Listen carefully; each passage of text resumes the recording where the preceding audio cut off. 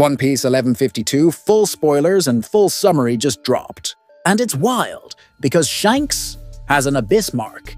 14 years ago, King Harald died on what's now being called a terrible day.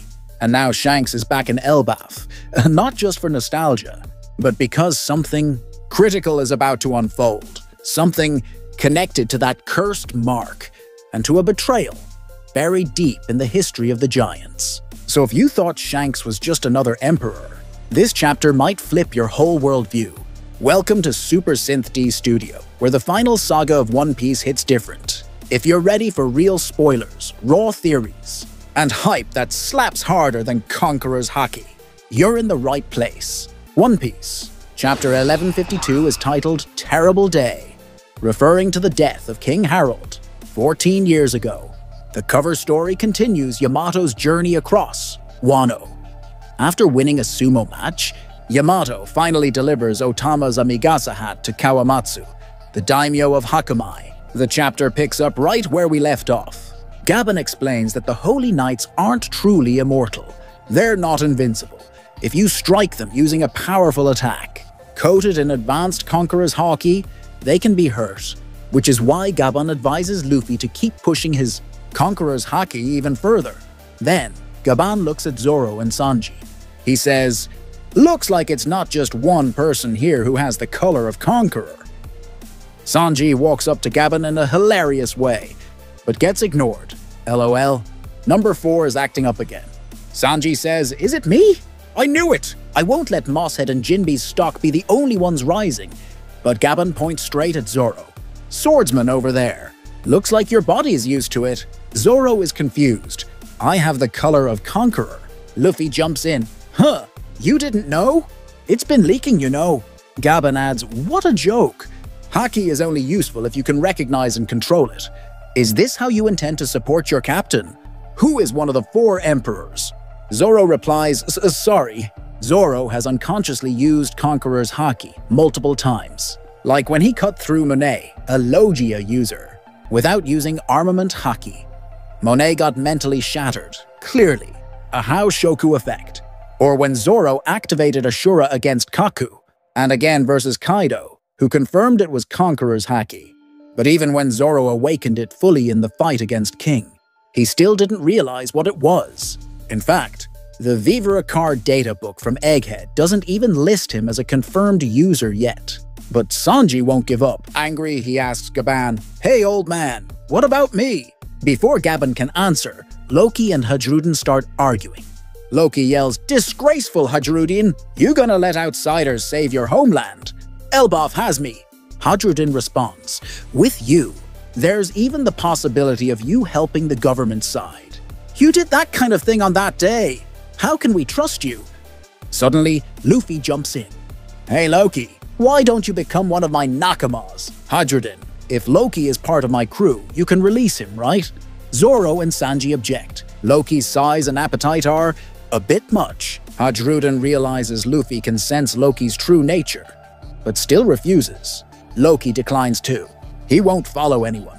Zoro and Sanji head off to the sun, world with the other giants, except Hadrudin and Loki. When they're gone, Gaban asks Hadrudin to release Loki. Then he drops the bomb. Gaban and Shanks were there at the castle when the Harald incident happened, but they didn't see everything. Hadrudin tells Loki, "It's time. Tell me everything." Loki begins. "It was one really terrible day." Flashback, 14 years ago. Loki and Jarul are summoned to the castle. Loki seems friendly with Jarul. He says he hates the world government because they killed Rocks, and he wants to speak with his father. At the throne room door, Loki slams a giant soldier into it to force it open. Inside, they find Harald being stabbed by his own soldiers. We only see his silhouette, but he seems to have horns and wings. "Harald!" shouts Jarul. "What the hell do you guys think you're doing?" Screams Loki. Meanwhile, Gaban and Shanks are soaking in the hot spring near Gaban's house. Close to the castle, Gaban looks younger. Only half his hair is grey, and he's got a braided goatee and mustache. Then we see it. Shanks has a tattoo on his left arm just above the elbow. It's hard to see clearly, but Leaker Scotch says it looks just like the mark on the holy. Knights, summers, and killing him. Is it the Abyss Mark? We get the full dialogue. Gaban. It's been such a long time since we shared a tub. Must have been 3 or 4 years. Shanks. Of course not. It's been a decade since Captain passed. Gaban. It's been that long, huh? Must have felt especially long for you. Shanks. Indeed, my life has completely changed.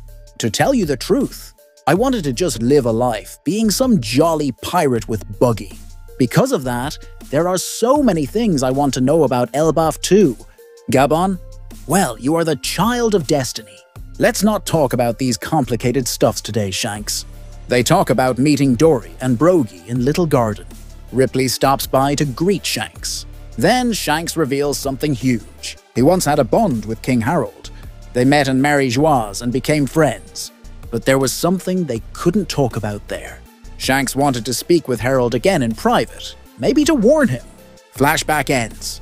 Back at the castle, a mysterious shadow opens the treasure room. Inside is a chest, with a legendary devil fruit. And now, the epic double-page spread. Another flashback begins, 109 years ago. Narrator, going back even further in time. 109 years ago, in a time when, if you ask anyone on the seas, what do you fear the most in this world?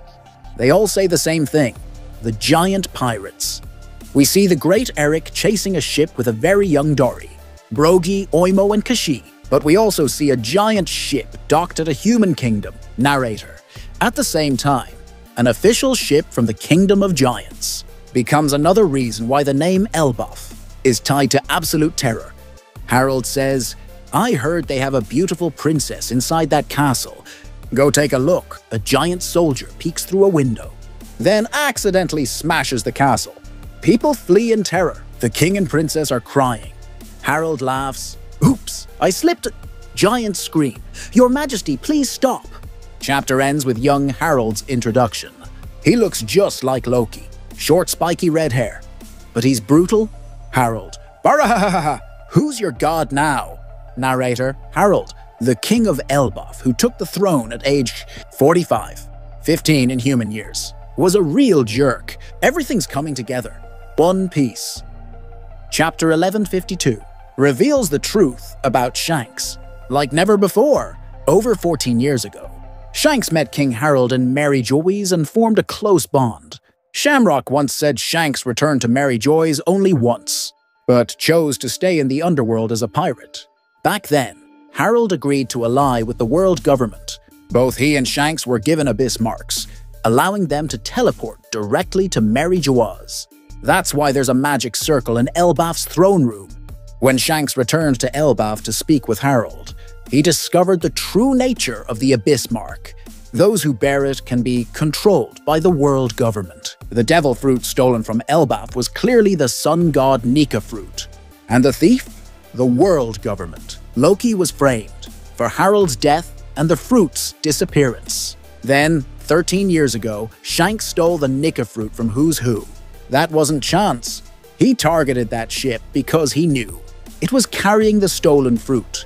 12 years ago, Shanks let the Sea King eat his left arm. Why? Because that arm bore the Abyss Mark. Letting it go may have been the only way to free himself from Imu's control.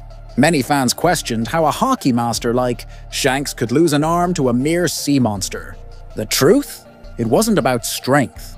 It was editorial pressure to make the story more dramatic for Shonen Jump. But Oda is still Oda. He never lets a plot hole slide. So he made it intentional.